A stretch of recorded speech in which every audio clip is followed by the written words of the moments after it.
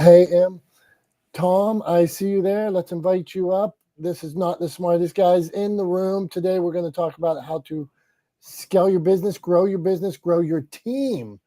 That's my understanding. So, how have you been, Tom? I'm good, man. I'm good. Cranking along. Yeah. So this is a little bit of a change, I guess. Clubhouse is uh, changing things up on us a little bit, and the format was a little bit different. So I had to like find the room this morning a little bit differently. The way we started things was a little bit different, but we're here. We're here. That's the important thing. And yeah, I'm doing well. I'm doing well. How about yourself?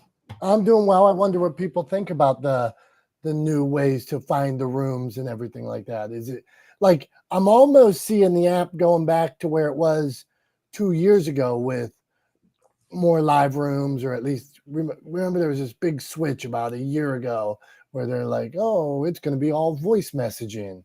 And now it seems like they're going back to live rooms, except it's almost like you just push live to start. So I wonder um, if there's some kind of reset with them. Yeah, I have no idea. I got to be honest with you. I'm going to be very transparent. I'm on Clubhouse for an hour every week, and it's from 9:30 to 10:30 a.m. Eastern time here in Not the Smartest Guys in the Room, and that's it. That's the only time I spend on Clubhouse, and I don't even Clubhouse is just how we sort of host the conversation. So for me, it's a means to an end, and the app itself is like kind of immaterial to me. If we had to figure out another way to do it, we would just figure out another way to do it. Right, which we often talk about. Should this go the way of Buffalo or something like that? Well, then we believe in these conversations. We believe we're adding value. So we will keep trying to do it wherever we can do it in as many places as we can do it. So not the smartest guys in the room. We'll share the room around. Mr. Swift, John Jay, how you doing? Our LinkedIn friends, anybody watching, streaming our live anywhere, thank you for being here. Today, we're going to talk about growing. One of the things we're going to talk about is growing your team. Well, so just to start on this, for me, it's even, God, I don't want to go political, but I see as the new administration comes in that he's picking a lot of people he trusts or that have been there for a long time with him. Okay. That's it. For me, if I was building a team, anytime I build a team a lot based on trust, a lot based on people that have delivered for me, people that I never ask people to like jump giant hurdles or climb giant walls. I say, what can you do and do that good? I'm not asking for like these, like spend 24 hours a day. I'm going to say, you said you could do this. You are good at that. That's all I want from you. If you can, take it farther, go ahead. In the nonprofit world, one of my mentors told me one time, she said, if somebody can do and wants to do, get the hell out of their way. And so I believe in that as well. Like if they've shown you over and over that they can do, get the hell out of their way and let them do. So that's, for me, that would be the starts of building a team. Tom, let's hear it from you since this was your subject, and then let's get to these guys. Let's see what's going on today. Yeah, man. So, I mean, look, I think especially for entrepreneurs, right? Building a team, scaling your business, hiring folks to help you expand and grow your brand is daunting.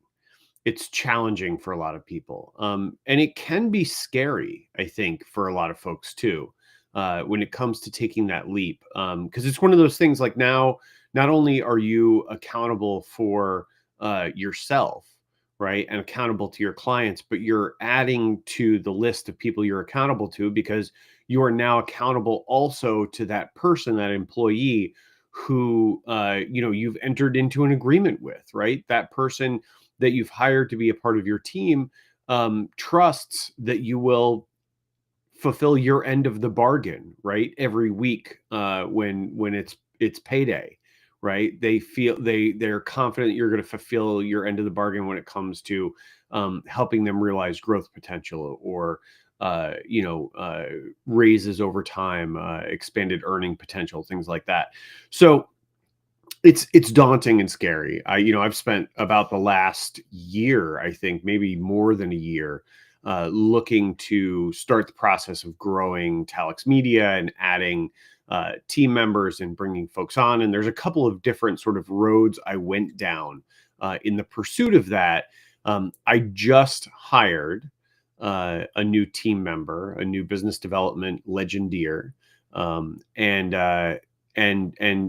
she is working with me part-time as an independent contractor, setting her own hours, things like that, because I really feel that my job as a leader, or as the sort of leader of Talex Media, is to give her everything that she needs to excel, and then get out of her way and let her excel, right? And I think that's one of the scary things for entrepreneurs, is we're so used to having to do everything ourselves that it's very difficult for a lot of people to step back and let other people do and contribute to the team. So that's one part of the struggle that I think a lot of people face.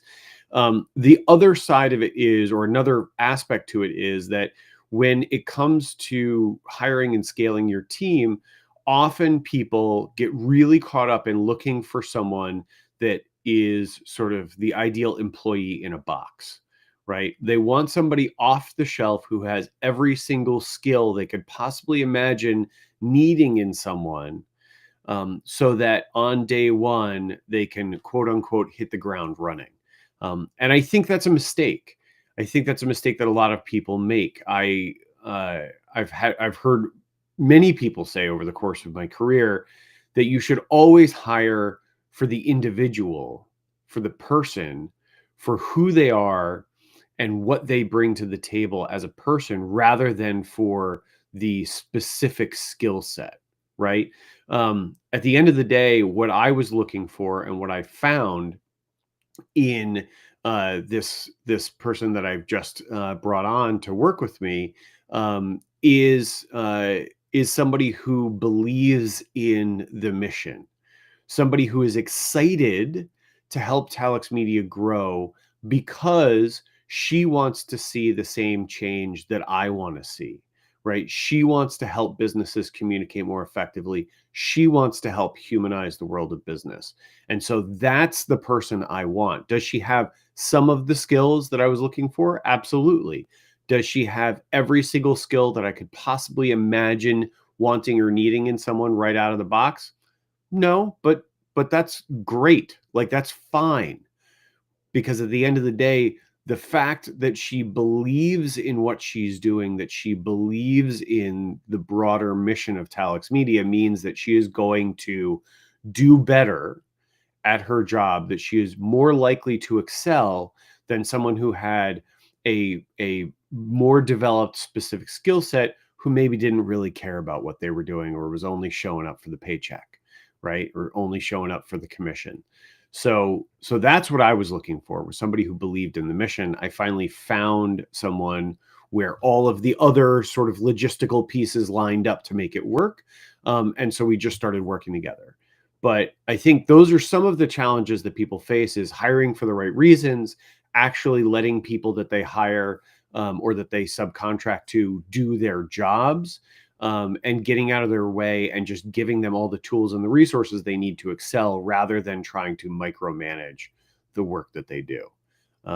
So that's where I'm at. That was kind of my thinking with what we're going into today. Was, I know I faced a huge amount of challenges in accomplishing this, and getting to just to hiring that first person, right? Just to reaching an agreement with that first person. So I know if I was, facing challenges with that, I can't possibly be alone. I'm sure other people face challenges with it too. So I thought it was worth talking about. No, true that, Tom. Good point. I'll tell you, this is so true to me. Like, even this morning, I try to be in most of the communication. I'll try to be in all the communications between authors and anything going on at Motivation Champs. I want to be in that line of communication, tagged, copied in. And a lot of times I will filter the conversation. That's how I see my role. A lot of times, filter, make sure everybody is clear that somebody didn't say something they should have, both ways, this morning somebody asked on like we build author websites from time to time, and one of the guys asked, "Oh, can I talk to so and so directly? And you don't need to be the middleman." And it did give me poise, but my issue, they wanted to talk to Lynn, who's like my final set of eyes and ears on everything we do. Well, I trust Lynn with everything. So with every password, with everything, that the final thing that goes out everywhere. So in this case, I'm like, yeah, here's email. You guys talk. You don't need me anymore. So I would say my friend Jimmy just dropped in. Chris, Brandon, how you guys doing today? Julie, what's up? Jim, I just mentioned that Lynn is the final set of eyes and ears on everything that goes through Motivation Champs. And Jimmy has seen it because we do a lot together, that like she just comes in a lot of times and like organizes everything, or like gets what I'm trying to say. Sometimes might yell at me, or like in a way that I'm not always comfortable with, but I know coming from her, it's in love. It's in trying to have a beautiful finished product. It's in understanding where we're trying to go, like you said, as a company, as a brand, where you're trying to go. If something's not on brand or message, she'll be like, Dominick, why the heck you do this like this? Or this is unorganized, or this is stupid. You could have saved time. You could have saved effort. So, all right, let's continue. Not the smartest guys in the room. Brian Swift, if you're bringing people on a team, if you're trying to expand, how do you know they're the right person to help with SOAR, help with your coaching business, help with a book, whatever it is? Well, I think you guys nailed it. You know, I think you go back to your pool of people that you know, that you trust, that maybe you've done business with. But as times I think they're changing. I mean, in the world now, I think we see a lot of people who do a lot of job jumping, and maybe that's because you can go from project to project, and you have a lot more independent contractors and people working now. But I think what really is going to make the future amazing are virtual assistants that you never knew, you never met. They're not even from around, that people are using, and I'm hearing more and more people using virtual assistants and having a lot of success. So I think that's going to make the world of building your business or whatever you're building, it's going to make it a little more interesting. I don't know if it's going to make it more complex, but I'm so far, I've heard more good stories than bad stories with virtual assistants. Virtual assistants, interesting one. Tom, that's something you thought of? Tom, John Jay, I think Julie uses those. Our friend Chris Cushing was here, who is a virtual assistant. So go on, Tom.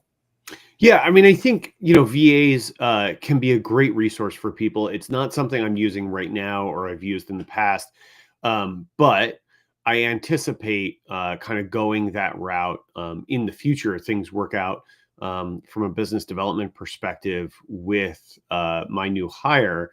Then, yeah, I absolutely think that I'm going to end up needing the services of a VA. I actually have a VA service that comes highly recommended to me that I would consider working with. And yeah, I think there's a ton of value there. Really, when it comes down to just doing the administrative stuff that takes time, but isn't really a good use of your time if you are trying to steer a brand or a business, down the road. It's not necessarily the best idea to be under the hood at the same time as you're trying to drive the bus, right? So like, if you're trying to drive the bus, you gotta make sure your head's up and you're looking around, and you can't get bogged down in some of those administrative tasks. So I think VAs can be incredibly useful. Right now, I'm trying to drive more business, so I get to the point where I need a VA. Right. That's the sort of the near term goal. My hope is that over the next several months I will get there. But yeah, I think that's a great point that Brian made. Have you ever used one? No, I have not. I'm not sure I completely understand it. So that's where I'm at. I hear people having good success. I don't know that I understand it enough to even reach out. We needed Chris Cushing was here, and she's a fabulous VA, like comes highly regarded, and I know, but I don't know that. So that maybe somebody can clear it up for me. John Jay, do you use a VA or like? How do you get everything done, or how do you produce all the shows and package them yourself? Are there more people on the team? How do you do it all? I do not use a VA, and to be honest with you, most of the VAs I've heard don't have anything that I need. I do everything myself. As a matter of fact, I'm working on audio right now, mixing it down. We'll send it to the radio syndicator later on this afternoon. I do the social media myself. I do everything myself because I have time to. My biggest problem with hiring people is this. For example, there's two areas that I'm really targeting for hiring. One is sales, someone that can actually sell and enrich themselves and enrich what I do to increase other revenue streams in addition to what I do. So that's number one. Number two is going to be search engine optimization to increase discoverability on search engines. So someone that can do that. My biggest problem is finding people that realizing they do not have my work ethic. They don't own the business. They're not invested in it the same way as I am. I'm looking for someone like me that's going to treat it like their baby. And I know they exist, and the ones that do will be fabulously wealthy and do really well. But and I'll be quite blank, there's a lot of posers out there that want to get paid and have no experience, or they don't deliver, or they have no intention of delivering. And I just don't have time to waste doing that because I'm busy enough with other stuff. So my biggest problem is finding people that knowing that they don't have my work ethic, but will produce. That's the biggest problem I have. John, would anybody ever have your work ethic? You're like the Michael Jordan of radio and podcasting. So I go on. My wife does. She works for someone else, and it's leading to a partnership. She treats it like it's her business. There's other people. I have relatives that do the same thing. There are plenty of people that when they see the opportunity, and one of the things that Tom said is, I reward people with skin in the game. They get a percentage of what the company does, what the product does, in addition to their base salary. That's where you find those people. My problem is finding people that really, especially on this app, walk the walk and just don't talk it.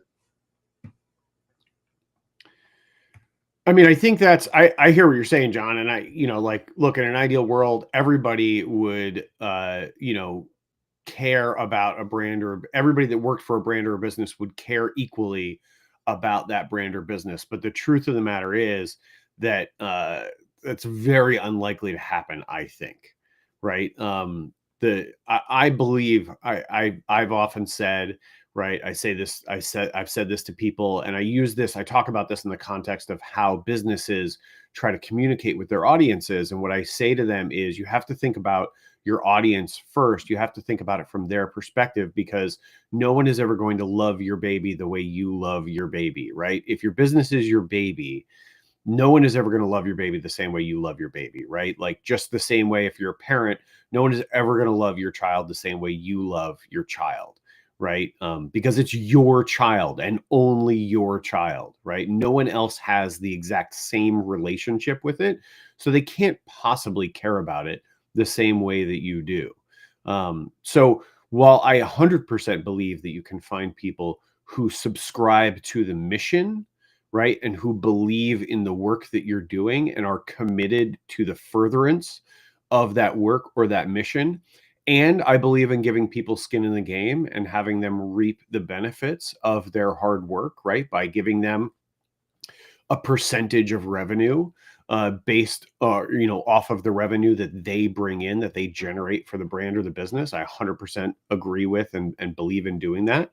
I also accept that, this business development legendeer that I hired is never going to care as much about Talex Media or legendeering as I do.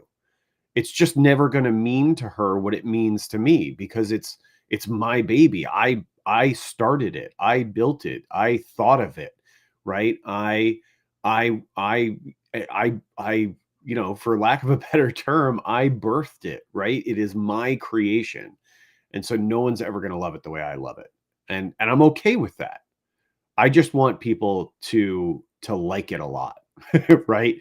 I'm okay if they don't love it the way I love it. I just want them to like it a lot, and maybe think it's cute. You know, I want them to Agree think with my you baby's cute. 100%. That's why I do everything myself, because quite honestly, when I find that person, I'll bring them on. Until that happens, I can find time to get done myself. All right, come on. Okay, so since we have professional VA, Chris, I said I'm jumping over here. I said I really didn't understand. I get it, but I know you're an expert at it, Chris, and people swear by you. So would you mind telling us like what a good VA does, what a kick-ass VA like yourself does, and then what a VA who should be fired does? Chris, would you mind breaking that down for us? Sure. Good morning, everybody. So, what a good VA does is just the basics, just what they're told to do, just to get by. Like if a client says, these are the 3 things that I need you to do every single morning before noon, and that's all they do is those 3 things, it's a good VA. They've done what you've asked them to do. Now, someone who should be fired is someone who does those 3 things, but only does it once a week instead of every day of the week, or doesn't do it at all, but tells you they've done it, submits the time showing that they've quote unquote done it, but you can clearly look and see that it hasn't been done. Then the, exceptions to the rule, or the way I look at it, the rule it should be, is that you, as a VA, you are a partner in the success of your client. So that means that you should more than like what they do. You should be slightly obsessed with it, because I am. I have clients that do various things, but each thing they do is something that I'm passionate about or have a great interest about. So I get excited about it. So as that VA, I'm a part of that team. So I have one client who's actually going to be CreativeCon. His name is Brian Turallo, and he is doing the graphic recording for David Meltzer's keynote speech. I am literally obsessed and fascinated with what he does, and also the kick-ass human being that he is. He shared his story with me about how he started this business, because he couldn't draw when he started. So now he's certified multiple times, and just does amazing work. And the really cool thing about it is the work that he does is the clients that he works with are in line with his values, which are aligned with my values. The relationship I have with him is incredible.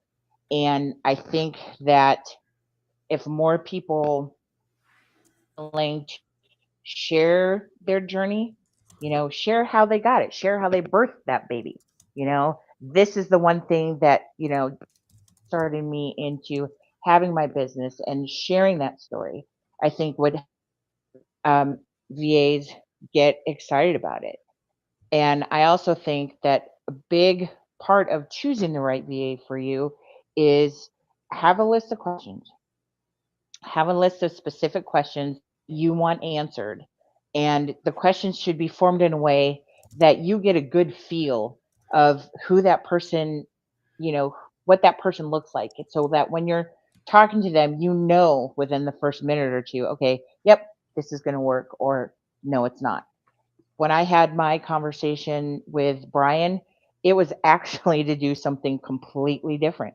It was only to handle his LinkedIn account. That was it. And within 10 minutes of having that conversation, he was like, look, I just need to hire you as my VA. Hey, Chris. So, quick question for you: if you could just kind of like laundry list out for me, give me bullet points of like who needs a VA. Like, when is it the right time to hire a VA? Right? Like, kind of what? Just laundry list out like this person who has like XYZ things going on. Like that person needs a VA because this is what the VA is going to do for them. Yep, great question. So, and it kind of varies. The most important thing is when you get to a point where you are doing things in your business that you don't enjoy doing and that keep you from doing the things that you love to do, like your passion, why you built this business, that's when you should get a VA. That's when you say, okay, these are the things I don't like to do. Like I don't like to do social media. I don't like to manage my mailbox, I don't like sending out proposals. Whatever those things are, that's the list of things that you should have a VA do, because you're going to find someone that enjoys doing those things. Then you can get back to doing the things that you love, and it's a win-win. Awesome.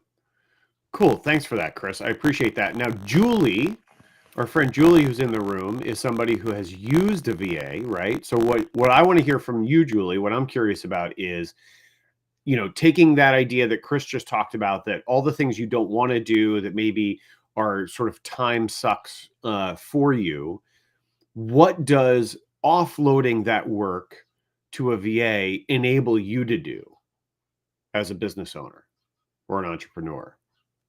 Great question, Tom. And what it does, it allows me to work on my business, not in my business, and be always forward thinking. So as Tom dearly knows, I'm something about Excel spreadsheets. Every time I have to do one, it's like so tedious and something I cringe at doing. So having a VA like Chris who can master that and just do it and take it over, I don't have to think about it. And I can be doing the things. I can be meeting the people. I can be creating the ideas.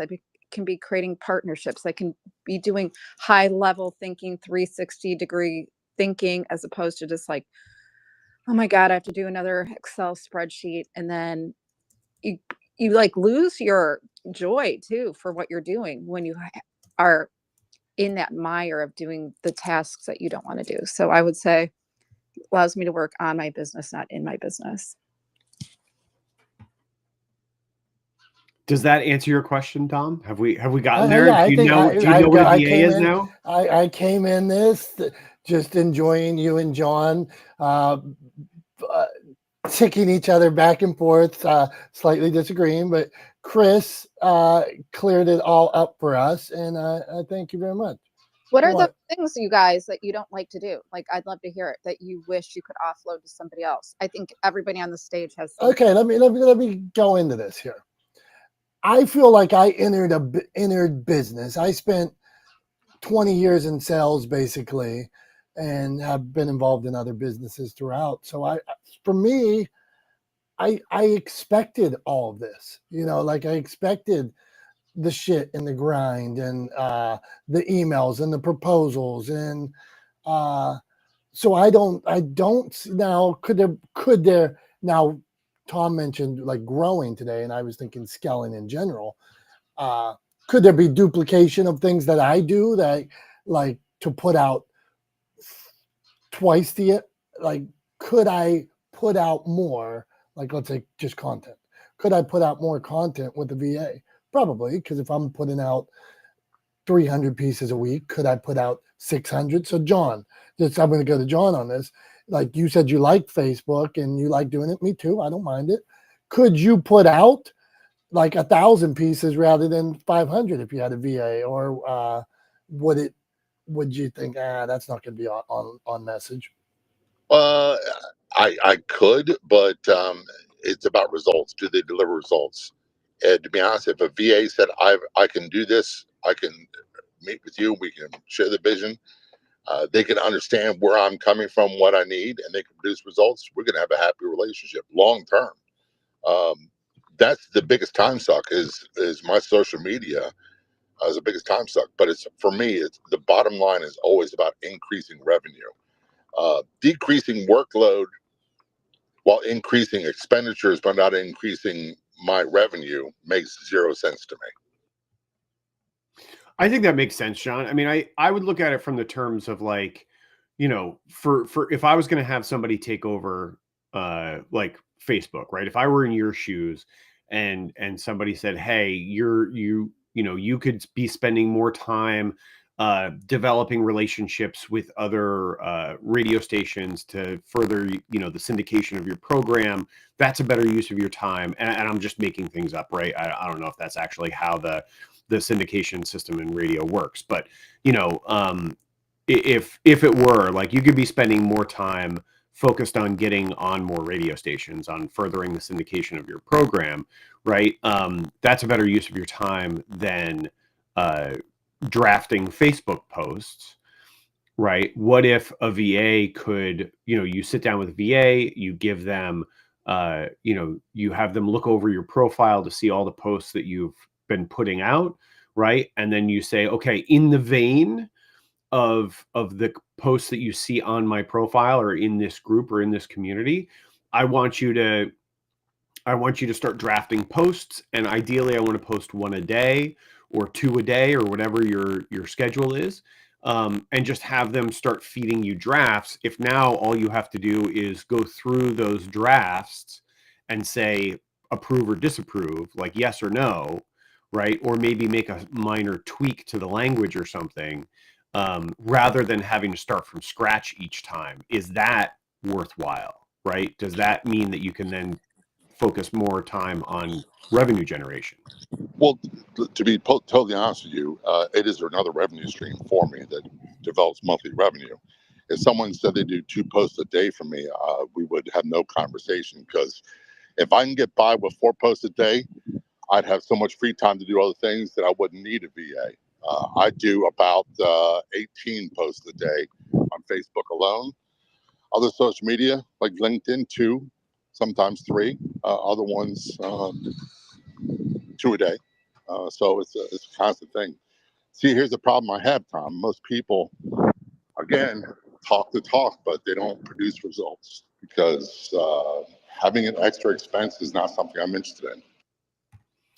Yeah, I totally get it. It's a, you know, it's a thing, you know, it's a debate that I had, and I've got very clear. I've gone into, you know, working with you know, my new teammate, my new team member, with a very clear mind, and this has been, you know, made very transparent that like the goal is that her job is going to produce dramatically more revenue than it takes, right? Like that her job exists solely to help expand Talex Media, the work that we do, and generate more revenue.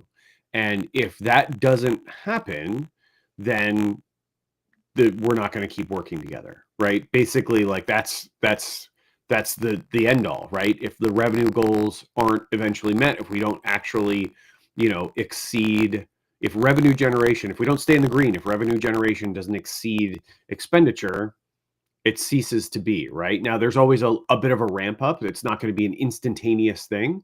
So I went into it with a very clear head, knowing that up front, it was going to be very much tilted towards cost rather than revenue generation. But that initial cost, I look at as an investment in future revenue generation. And my hope is that ultimately it'll pay off over time. But you know, there's no guarantees, but you know, the relationship is very clear. You know, like I said, you know, our relationship is that of you know, a company and an independent contractor. And if things don't work out, we will stop working together. It's very, very straightforward. So yeah, I hear you, but I think from my perspective, I had to just take the leap and understand that I was going to have to spend a little bit of money to ramp up someone to help me generate more revenue, and that there was going to be a little bit of cost up front, just like there is with anything in business, right? There's always kind of a barrier to entry. There's always an initial cost. But the goal is that the revenues will far outstrip the costs that you face initially. So that's the hope. I mean, I'm curious to hear what Dom's buddy Jim, who's just come up to the stage, what he thinks about bringing someone on to generate revenue. I know you work in sales, Jim. So how do you think about that, or am I thinking about that the right way? Would you give me any advice about how to think about my relationship or structuring my relationship with a business development person? No, I like it. We have a small company, and basically I was tasked with many different hats and doing many different things. And my ultimate job is sales, which generate revenue. And the more we sell, the more we make, obviously. So it got to a point where I was doing so many things, it was taking away from my actual job. And I wouldn't say hurting the company, but we weren't growing the way we should because I wasn't able to do what I need to do to make money. So we hired someone that basically would take over like the LinkedIn, email marketing and blasts, and also like Google AdWords to help boost our business from a marketing standpoint. And those were all things basically that I was doing prior, probably taking maybe a good 10 hours a week or more out of my day, out of my week. And now that gave me more time to sell. What we found too, and I wish John was still up here because, he said someone can't do what he does because, whatever. At the beginning of the week, we give this guy topics that we want him to discuss and do.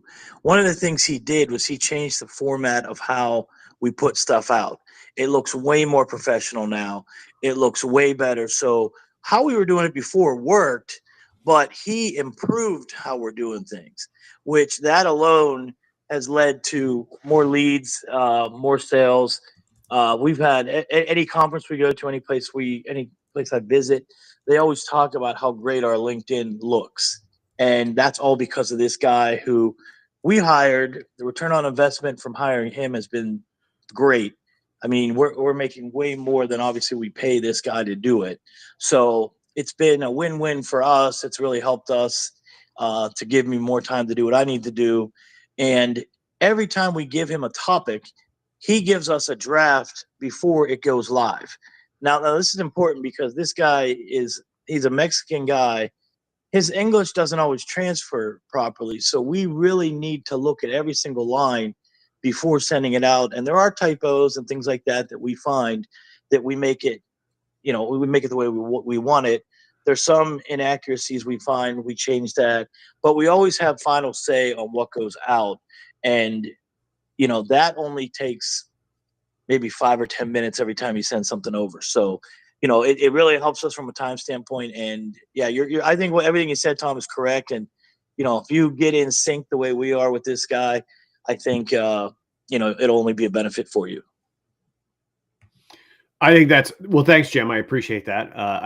I mean, who doesn't love being told that they're right?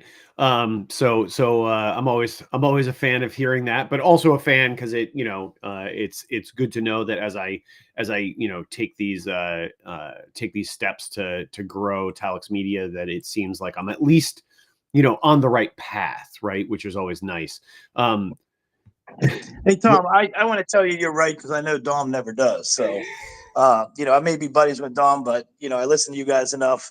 You don't get enough credit from Dom. So you're right, Tom. Here we go. I was just about to say something nice about Jim.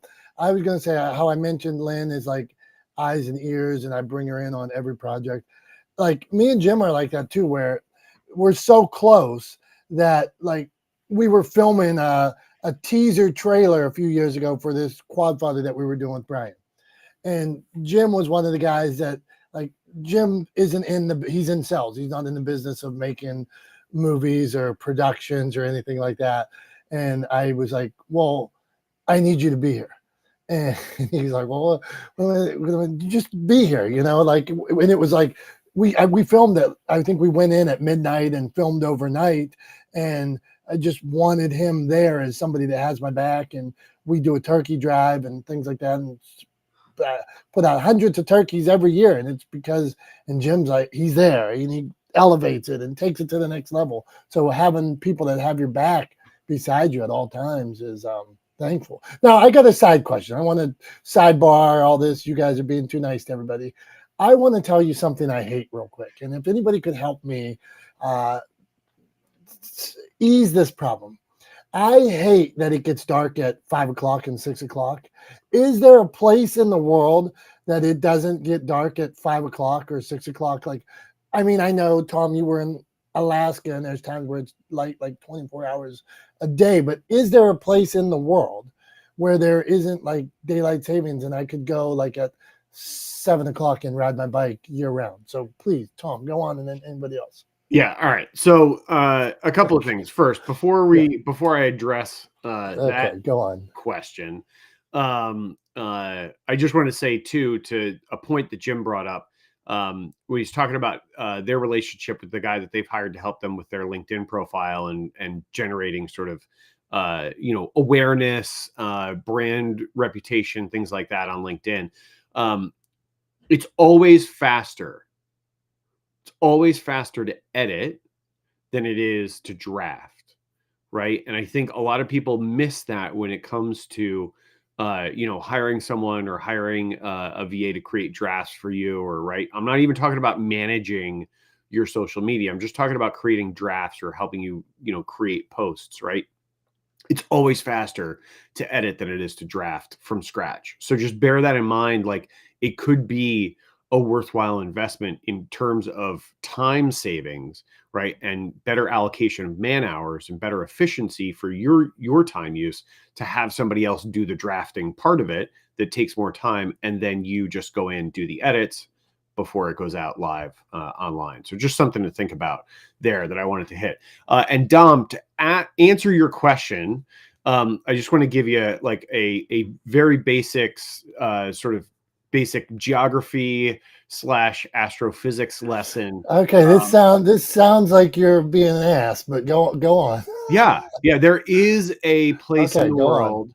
right, where, in fact, many places in the world, where it is not dark early in the winter, and that's called the equator, right? If you go anywhere around the globe along the equator, right, then the day and the night are equal year round, because the distance at the equator from the sun doesn't change very much, right? Season to season. The reason why our days are shorter in the winter, right? And it's colder in the winter, and the days in the northern hemisphere, and the days are longer in the summer and it's warmer in the summer, is because of our proximity to the sun, because the earth is tilted on its axis, right? And during the summer months we are closer to the sun, and during the winter months we are further away. It's I don't know, basic geography and astrophysics, but yeah, go to the I don't equator. know, man. I've been to Jamaica. I've been Florida's south from here. I'm in Pittsburgh, Florida's south, and I'm telling you, when I was in Florida, 6 o'clock, dark as can be. I'm like, what the hell's going on here? Dom, does the equator run through Florida? It's a lot closer. It's closer. Jamaica. But it's not. But what I'm saying is, I'm not saying it's lighter more than it's dark. That doesn't exist anywhere in the world. That always changes with seasons. But at the equator, it is roughly light for 12 hours a day and roughly dark for 12 hours a day every single day of the year, within a couple of minutes of each other all year round. See, Empress knows. Empress in the comments. Empress says Ecuador, Cusina, Quito, Ecuador. Quito, Ecuador. Okay, somebody's trying to sell. I'm going to read some comments. Somebody's trying to sell. If you are interested. Oh, here, Tom, somebody we've not. Do you know what Ecuador means? Ecuador. It's a country, right? Yeah. Do you know why it's called Ecuador? Well, it's close to the equator. Yeah. Because the equator runs through it.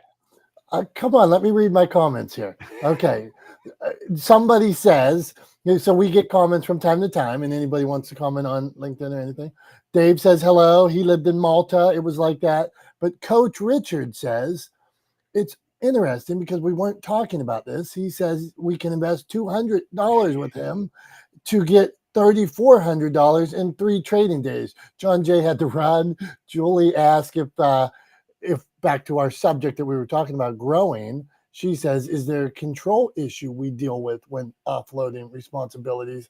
I would think so. I talked about that. Yeah, I grew up in a family business, and Dad didn't want to give up anything. You know? We talked about that before. I think before Julie got in the room. Yeah, that's right. Okay, so now let's go to, we got Joe here. We lost one person because I was talking too much. So Joe, growing your business, growing your staff. You have any thoughts on that? Go on.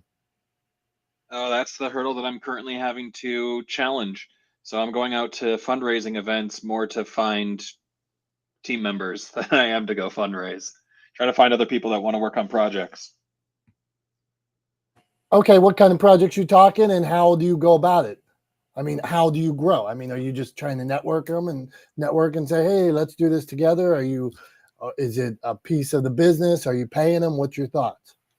A little bit of all, but can't afford to pay a salary. Every other person that I wanted to co-found with went and got a job for $150,000 a year. So they kind of hard to justify that payment when it's a startup. So what I'm finding is most people are working on things at night on a second project while they're doing their existing day job. And this is everything from the startup community non-for-profits that are showcasing all the startups to the startups that are within the community. Gotcha, Joe, man. Well, I put up, and it's a plug, but not a real plug, but I put up in the top Creative Con. It's a networking event for creatives. So there's a link up there. There's ticket opportunity. It's like networking on steroids. So that's one of the things. You can check that out. Anybody that hasn't. We had Brian spoke there last year. Tom spoke there. Julie's the founder. Chris has helped running it.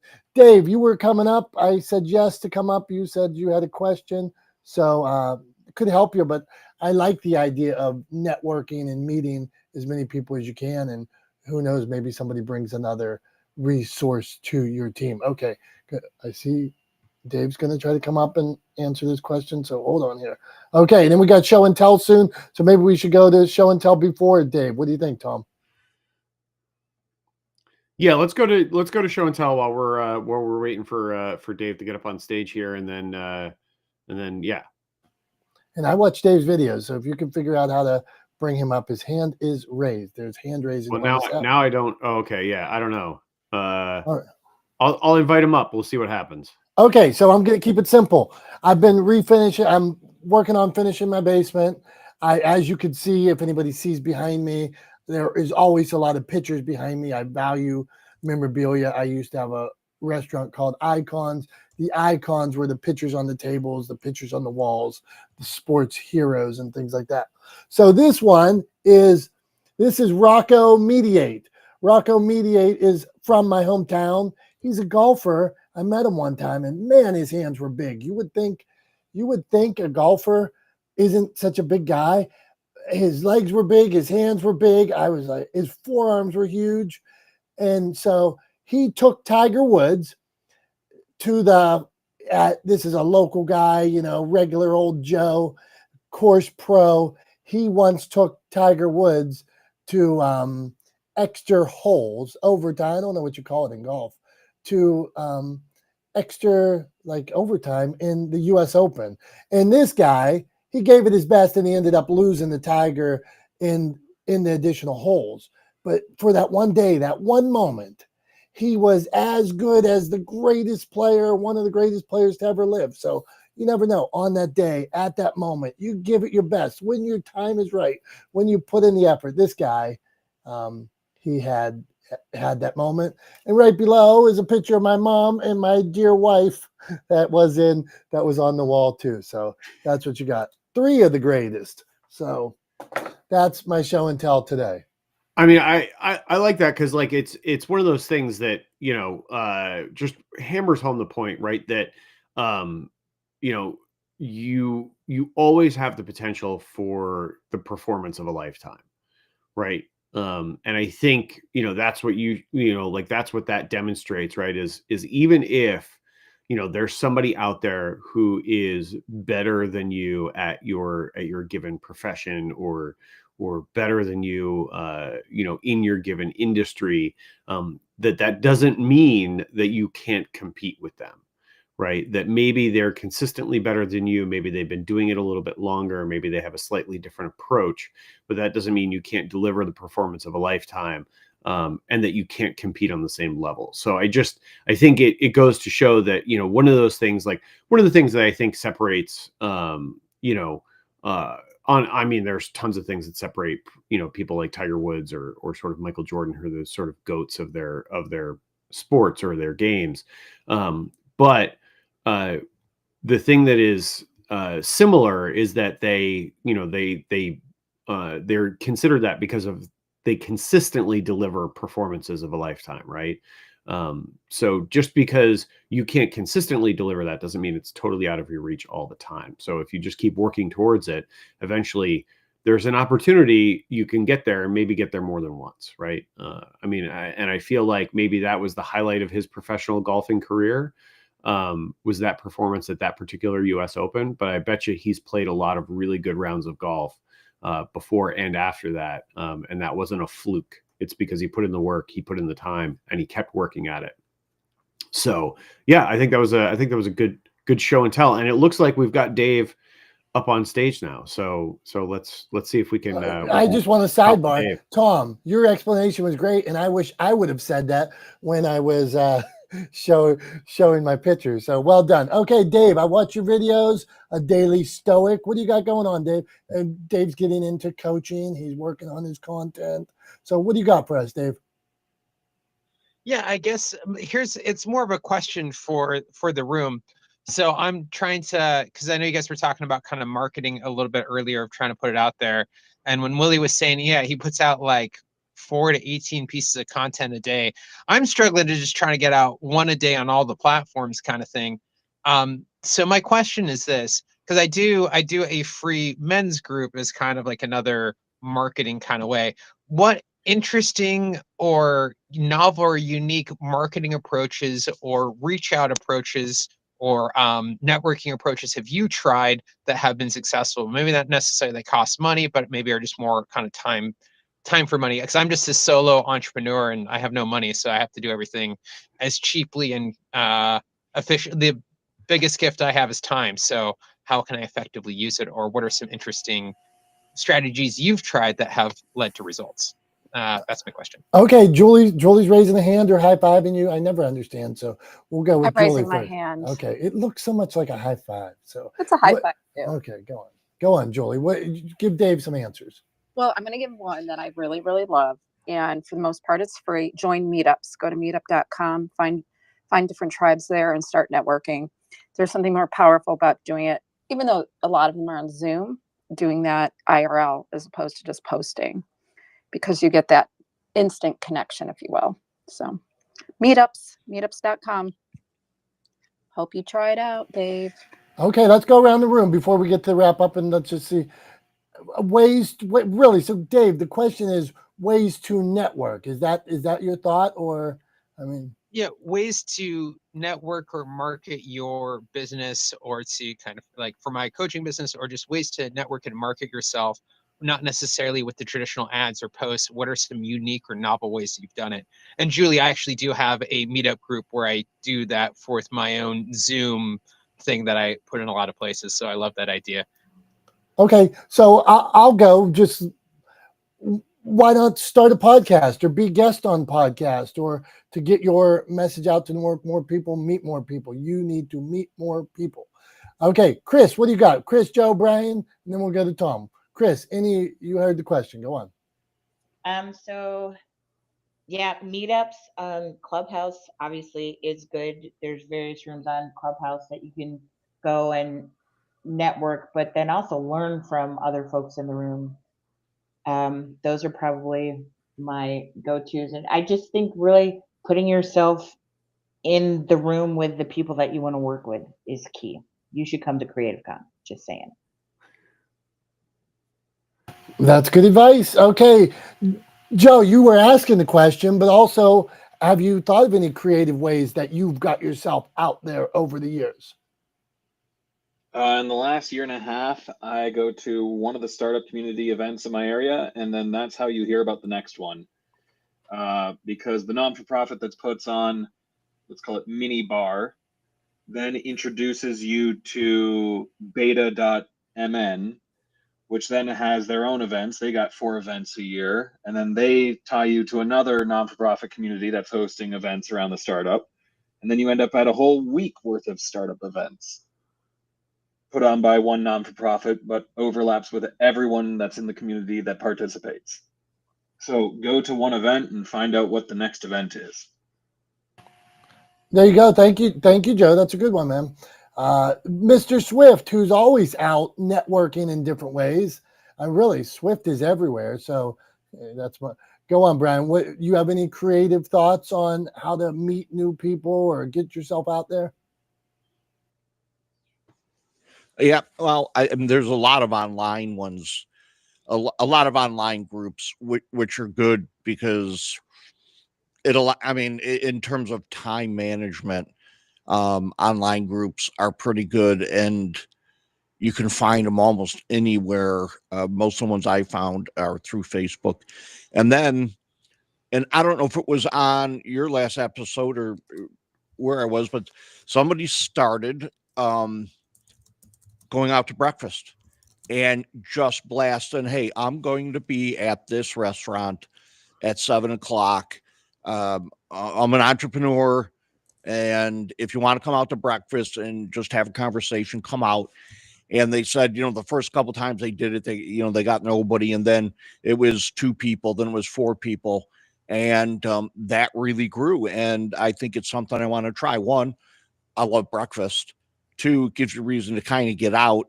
And I thought it was just kind of a novel idea. And then all they did was just kind of post it on the social media. Hey, if you're in the area, you're an entrepreneur and you want to get out and do little networking or brainstorming, come on out to breakfast. I thought that was kind of a neat idea, and I think I'm going to give it a try. I'm complete. Swifty, I like that one, and I'm in a breakfast group that meets periodically. But I will tell you how I met Tom. Early in the pandemic, we were in a group meetup group with a bunch of guys just talking about when we were in complete lockdown. But there was always like 10 guys talking and stuff like that, and we'd go back and forth like via Zoom. But Tom used to host a room, like he'd be like, it was called like a whiskey or something like that. Have whiskey with me, or what was it, Tom? And like sometimes I'd go. It was a daily happy hour. Daily happy hour, and I would go period. I didn't go a lot, but every once in a while it fit in my schedule. I'd go, and maybe that was a day it was just me and Tom there. Tom was sitting looking at the camera, drinking whiskey, and then we just hung out for a while, and that's how we got to know each other. So, Tom, you answer the question. What do you got, man? Yeah, so I think for me, answering this question really kind of comes down to fundamentals, right? And I think one of the things that often people don't think of when they talk about how to market their business, I think at the end of the day, what you're really talking about is how do you communicate most effectively with your audience, right? How do you get them or help them understand the value proposition that you're bringing to the table, why you started your business, why you get up every day to do it, and why they should be, and how the work that you do can help them. And so I always encourage people to kind of go back to basics and focus on, my best advice that I can give, which is to lead with value. Right. It's something everybody in here has heard me say. Dom's heard me say, I don't know how many times at this point. But if you lead with value, if you approach marketing interactions and networking interactions from the perspective of working towards helping the people you're talking to as your main focus, then you're going to do a better job of conveying to them the value that you bring to the table and how that value can help them accomplish the goals that they've set forward for themselves. So I think that's sort of my best advice when it comes to how to market your brand or your business, grow your network, is to always go into every interaction asking the question, how can I help this person or these people, right? If you approach it from that perspective, I think you're going to do a better job messaging around your brand and your business. You're going to help them understand the value that your brand and you bring to the table. You're going to differentiate yourself, because why you do what you do is always unique to your business. So you're going to differentiate yourself in your marketplace, in your industry, and you're going to help them understand. And they're more likely to want to engage you for the help that you can provide, right? If you demonstrate to them off the bat that you can help them achieve their goals, then they will continue to engage you to receive that help, right? They will look for other opportunities to work with you. So that's kind of always my best advice. And I think that advice actually extends to what we were talking about today and what we started this conversation with, talking about growing your team and scaling your business, that you should be looking for people that align with you on those values. When it comes to scaling your brand, to hiring new employees, to growing your team, to growing your brand and scaling your business, you should always look at values first and make sure that the people that you bring on, the team members that you bring on, are aligned with you on the values that you hold dear, and that believe in the mission that you put forward for your brand or your business. And every business should have a mission, by the way. I believe that too. So make sure that whoever you're bringing on to help you grow your brand, grow your business, scale your team, further your mission, believes in that mission. And I think you dramatically increase the likelihood that you will find success with those team members if you do that. Proof will be in the pudding. I'll let you guys know how it goes, but I believe that will work. And I'm hopeful for the future because of it. So anyway, that's all I got for this week. Thank you everybody for being here with us yet again in Not the Smartest Guys in the Room. We appreciate all of you. We appreciate your thoughts, your insights, your opinions, the things that you bring to the table, being here, being a part of the conversation. You guys are the reason why Dom and I show up every Wednesday to do this. So thank you for giving us the opportunity to do this over and over and over again every Wednesday morning at 9:30 a.m. Eastern time, right here live across the internet. We appreciate you guys. We love you guys. And we'll see you next Wednesday. Until then, have a great rest of your week. Bye-bye.